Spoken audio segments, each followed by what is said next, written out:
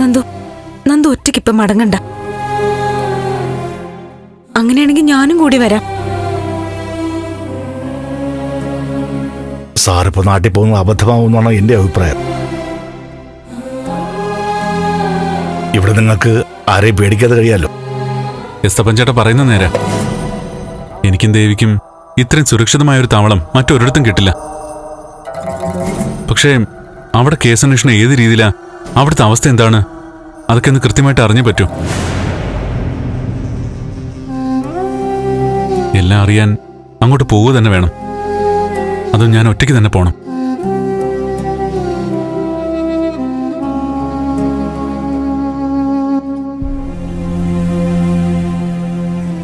ദേവി യാതൊരു കാരണവശാലും പുറത്തിറങ്ങാൻ പാടില്ല. ശരി, നന്ദു പോന്നൂന്നിരിക്കട്ടെ. പോലീസ് നന്ദുവിനെ സംശയിച്ച് കസ്റ്റഡിയിലെടുത്താലോ? ഏയ്, അങ്ങനെയൊന്നും സംഭവിക്കില്ല. ഇനി അഥവാ അങ്ങനെ നടന്നാലും ഇങ്ങോട്ടുള്ള അന്വേഷണത്തിൽ നിന്ന് ശ്രദ്ധ മാറ്റാലോ.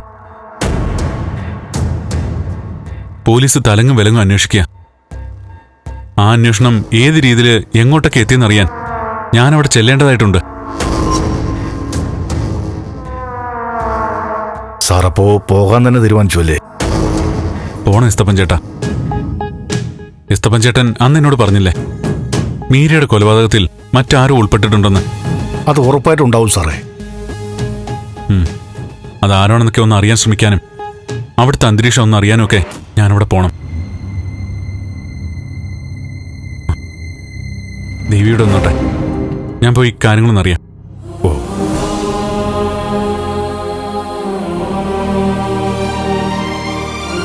ദേവി, ഞാൻ പോയിട്ട് വരാം. ശരി.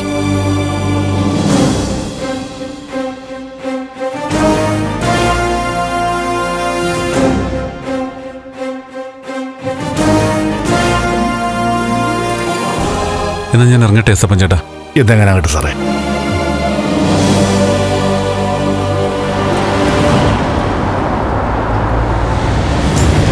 അയ്യോ പോലീസ്! അയ്യോ!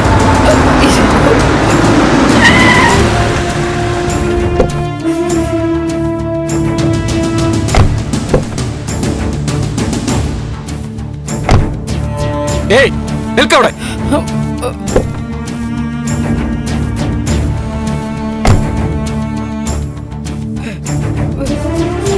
ഭാർഗവി, എങ്ങോട്ടാ ഓടുന്നേ? ഇങ്ങോട്ട് വാ. ഇങ്ങോട്ട് വരാൻ.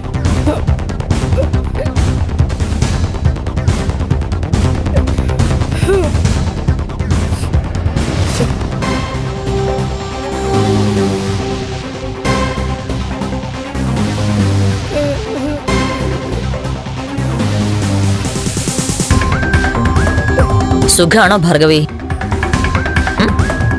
ഒരു അതിഥി വരുമ്പോ ഒന്ന് കേറിയിരിക്കാനെങ്കിലും പറയണ്ടേ?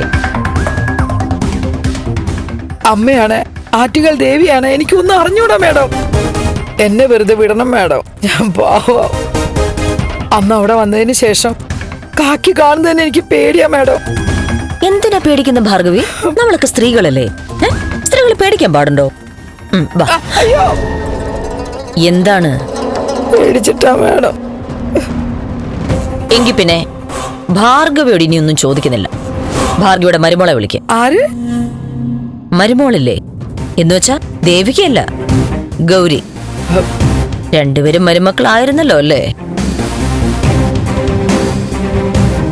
ചെന്ന് ഗൗരിയെ വിളിച്ചോണ്ട് വാ. ചെല്ല് ഭാർഗവി.